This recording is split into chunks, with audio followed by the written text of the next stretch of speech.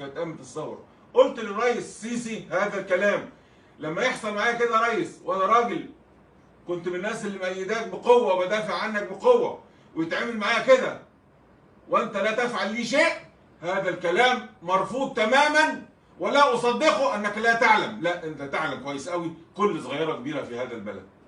الحاجه الثانيه، انا من النوع اللي ما بيسكتش، ومش مستعد للسجن بس، خلي بالك انا مستعد للموت، لان انا لا انطق الا بالحق ارضاء لربي، اكيد مش للناس.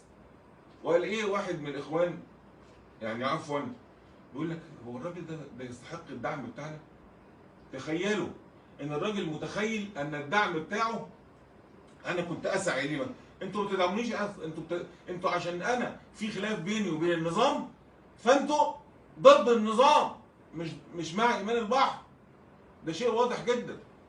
لكن عيب انكم تكذبوا وتقولوا الصحفي المحترم ما ينفعش ينشر حاجه كده. عندما يتم اعتقالي، مش مصر بس اللي هتعرف، العالم كله هيعرف. وانا مفاجآتي كتير قوي، خلي بالكم. ليه؟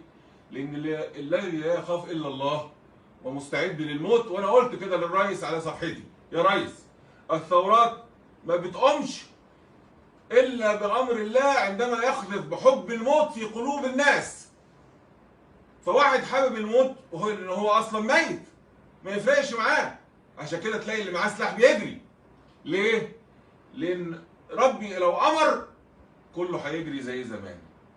وعشان كده بقول لهم اتقوا الله، اتقوا الله. انا الاول على العالم غناء للوطن.